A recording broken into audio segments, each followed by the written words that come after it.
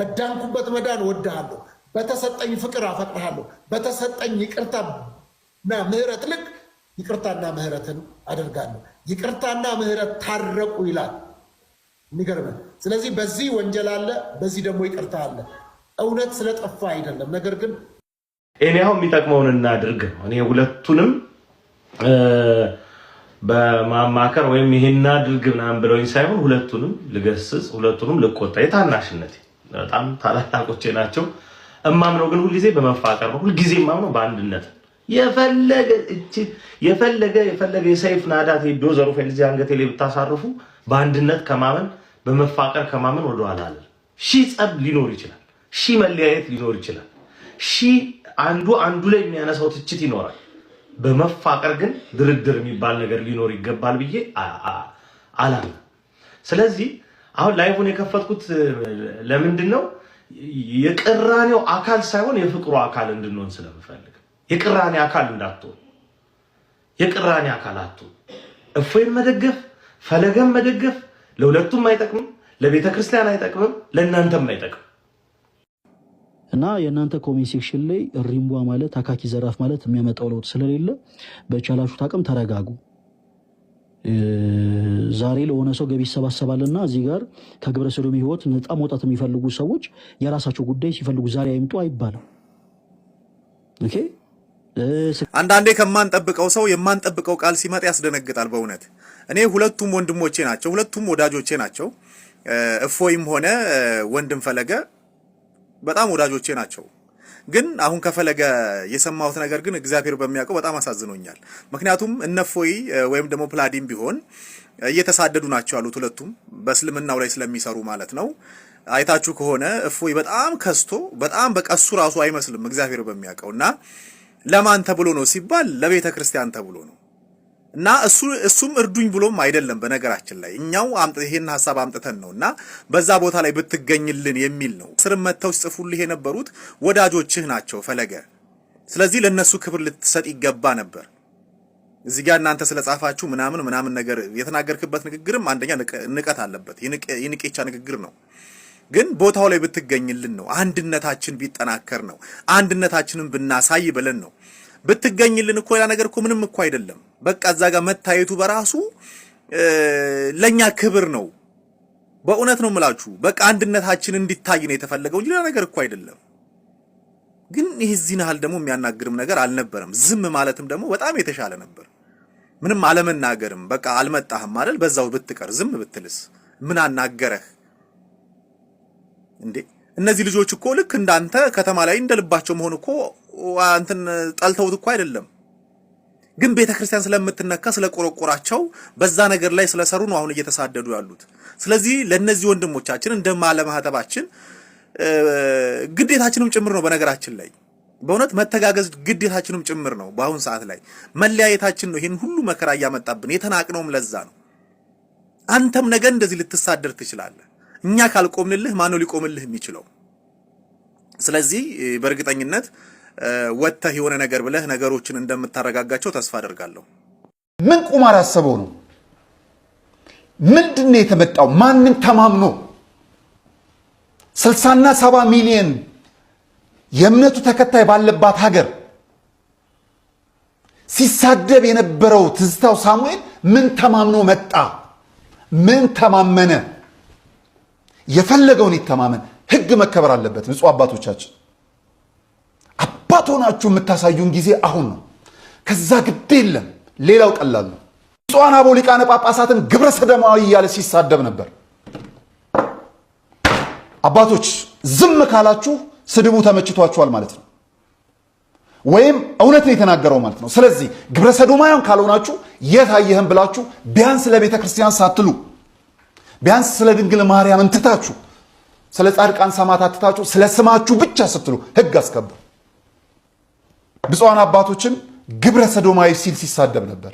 ተውት ቤተክርስቲያንን ስለ ስማችሁ ስትሉ። ቢያንስ አባት ናችሁና አባትነታችሁን እንድናከብር በልጆቻችሁ ፊት ሞገስ እንድታገኙ ስለ ስማችሁ ስትል በህግ ፊት ተፋረዱት። ይሄንን ሰውዬ ለመክሰስ ምንም አያስፈልግም። ቪዲዮዎቹ በቂ ናቸው። ላኩልን ካላችሁ መሸከም ከምትችሉት በላይ እንልክላችኋለን። በእርግጠኝነት እኛ ከምንልከው በላይ ደግሞ እናንተ ታውቁታላችሁ። ሌላው ቤተክርስቲያኒቷን የመተትና ጠንቋይ ሰሪ ቤት ሲል ተሳድቧል፣ ዘልፏል። የድህነት የምህረት የሆነችዋን ቤት ቀዳማዊት ሁላይት ዘላለማዊት የሆነችዋን ቤተክርስቲያን አውርዶ ጠንቋይ ሰሪ ቤት ሲል በግልጽ ተናግሯል። ይሄ እናንተን ባይመለከት እኛ የቤተክርስቲያን ልጆችን ይመለከታል። ከምንም በላይ ደግሞ እናንተ ስላላችሁን እናንተን ተከትለን የህግ መከበር እስከ መጨረሻው ድረስ እስከሚረጋገጥ ድረስ አብረናችኋለን። ቪዲዮ አለ። ቅዱሳት መጽሐፍትን የደዌ መጽሐፍ ሲል አራክሷል። ማንበብ ያልቻለ ግለሰብ ቅዱሳት መጽሐፍትን የድዌ መጽሐፍት ሲል አራክሷል። ጠብቁኝ፣ አመጣላችኋለሁ። ቅዱሳን አባቶችና ቅዱሳን እንስቶችን ጣዖት ሲል በአደባባይ ተናግሯል። ታዲያ የእናንተ አባትነት ምንድን ነው? የእኛ ልጅነት ምንድን ነው? እጅና ጓንት ሆነን ይሄንን ግለሰብ ለህግ ማቅረብ አለብን። እስቲ አንተ በባዶ አንድ አንበሳ ይወረዳል። እስቲ አንድ አንበሳ ይወረዳል። ተሳስተሃል እያልኩህ ተሳስተሃል። 17 አንተው ጋር ያሉ ፕሮቴስታንቶች ራሳቸው ፈለገ አትናቴዎስ ተጽዕኖ ፈጣሪ ያሉ ይጻፉ። ከኛ ቤት ማንም አይልከም። አንተ ጋር እየመጣ ማንም አይልከም። እዛው አንተ ጋር ያሉት ብቻ ይጻፉ። አንተ እኮ ገና ስታረስ ትቃጠላለህ እኮ። እንደው አንበሳ አሁን ሰው እንኳን ቢያወርድ ማለት ነው። አብሽ በጣም ቢወርድ ማለት ነው። ልንገርህ አብሽ በጣም ነው ሰደኝ። ቆይ አንድ አንበሳ ቢወርድ አንድ አንበሳ ቢወርድ ማለት ነው የፈለግከውን ነገር አስደርገኝ እኔ እሺ ላለ ምን አልገባኝም።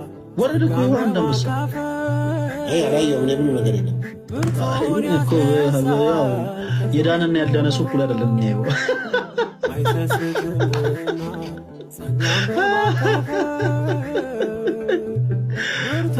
ፓስተሪ ምን እግዚአብሔር ምስክሬ ብላ ጌታ ምስክሬ ብላ ስነ ስርዓት ያዝ። ያለው ነው ይወታል። ስልኩን እሱ ጋር አድርገው። እሺ ስልኩን እሱ ጋር አድርገው። ቆይ አዙረው ወደ እኔ አርፈ ኮፍያ አንተ ከናና ፓስተር በእናትህ ዝም በልና ተመልከት። ዝም በልና አሁን ስልኩን ከእሱ ጋር እንዳታንቀሳቅስ። ሀብትሽ እንዳልክለት ህይወት ነው ሌላ የለም።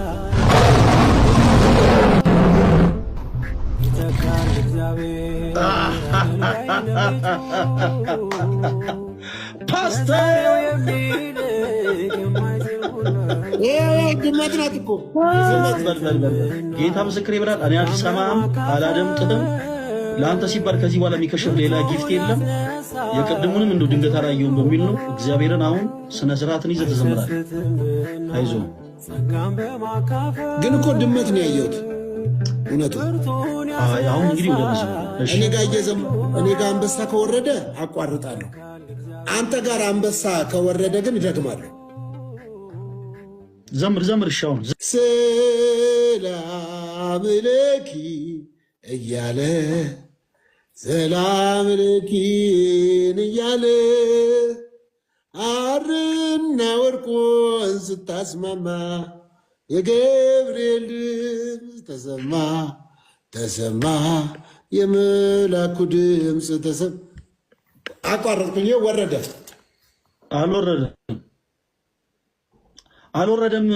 አልወረደም። ከወረደ ይኸውልህ ነጥብ ከፍ ይላል። ፓስተር ፕሊስ ዝም ብለህ ዘምር። ስለፈጠረ አምላክ የሆነ ሰውዬ እኮ እስክስታ ነው ኢሞጂ ልከውልህ ነው።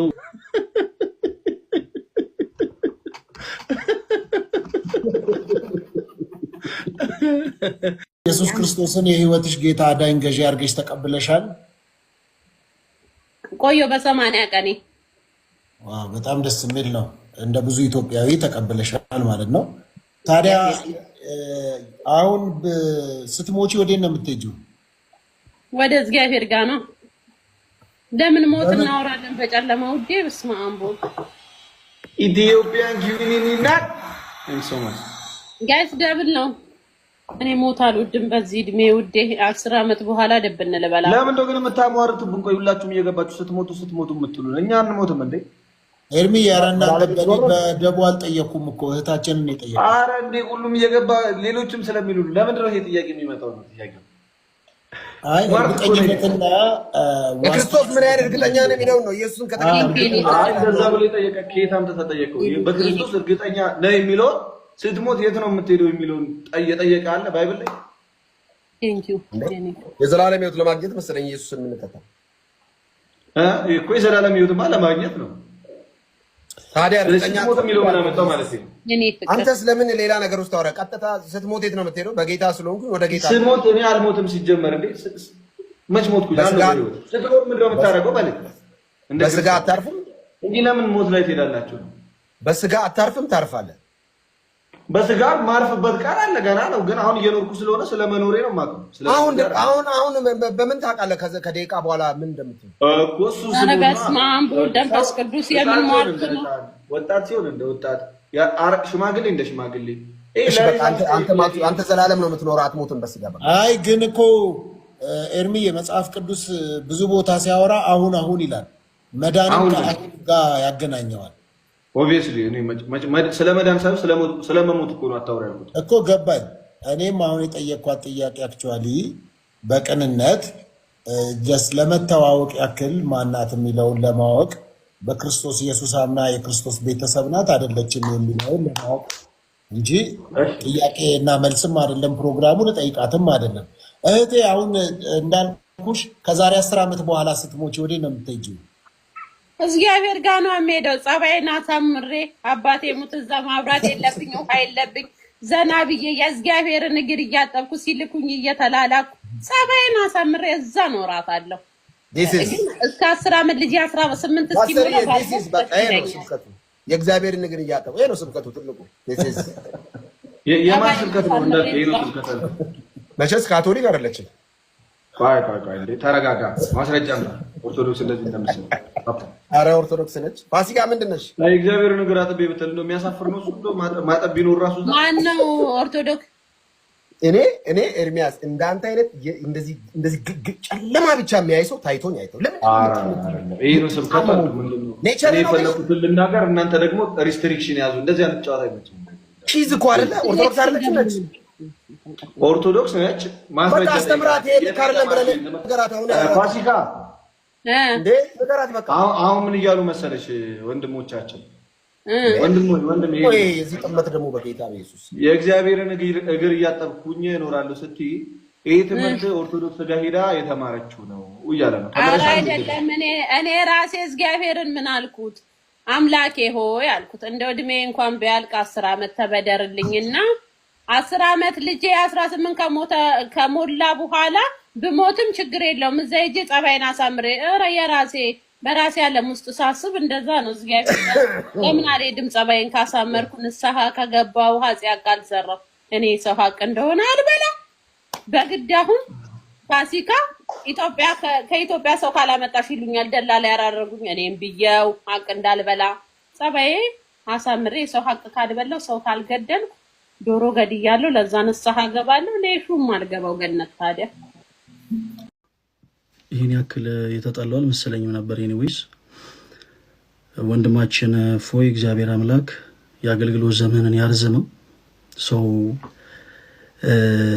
የእኔ ስም ሲጻፍ የማየውን ሰው ስም አትጻፉ ምናምን እስከ መባል ደረጃ እንደርሳለን ብዬ አስቤ አላቅም።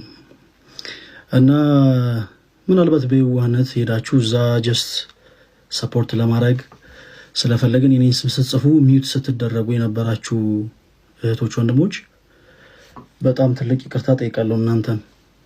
እና እንዲህ መሆን አልነበረበትም። እኔ ባጭሩ ምንድነው መሰላችሁ ከይቅርታ ጋር ማንንም ሰው ብለማመጥ ሰው አይደለሁኝም። የአቋም ሰው ነኝ። ስትፈልግ ሰፖርት ማድረግ ትችላለህ፣ ስትፈልግ ደግሞ መቃወም ትችላለህ። እሱ ጉዳይ አይደለም። ከዛ ውጪ ግን ጥላቻ ላለበት ሰው ግን እመኑኝ እኔ መድኃኒት ነኝ። ጥላቻ ላለበት ሰው እኔ ነገሮችን በጥላቻ አልመልስም። ምክንያቱም ጥፋት በጥፋት መመለስ አለባቸው ብዬ ስለማላምን በተደጋጋሚ ሰዎች እዚህ ላይቭ ላይ መጥተው ኔጌቲቭ የሆነ ነገርን ሲጽፉ የራሳቸው የሆነ ሐሳብ ይመስለኝ ነበር። ለካ ጀስት ከላይ ለካ ጀስት ያለደለ የተሞሉ ነው ጀስት ሰዎች ጥላቻ የሚሞሉትና እንዲህ አይነቱ ነገር እጅግ በጣም ያሳዝነኛል። ተመልሼ ላይቭ የገባሁት በነገራችን ላይ በጣም አዝኜ ነው እና ሌላውን ተው። ጀስት ዛሬ ላይቭ የገባ ነው ቅድም እንዳልኳችሁ በግብረ ሰዶም ህይወት ውስጥ የነበሩ ስጋቸውን በመሸጥ ይኖሩ የነበሩ እህቶች ዛሬዋን ቀን ናፍቀው ጓጉተው ጠብቋት ዛሬን መተንፈስ ስለፈለጉ ነው። ዛሬ ላይ መጥቶ ብዙ ችግራቸው የቀለሉ ሰዎች በነገራችን ላይ መጥቶ እዚህ ጋር እኛን አውርተው የሆነ ልባቸው ላይ ረፍት ተሰምቷቸው የተመለሱ ሰዎች ቀላል አይደሉም እና ሰዎች አገልግሎት ላይ ተናበው ነው በነገራችን ላይ መቀጠል ያለባቸው። በዚህ ጉዳይ የምትከፉ ሰዎች ካላችሁ ስላስከፋናችሁ በጣም ይቅርታ።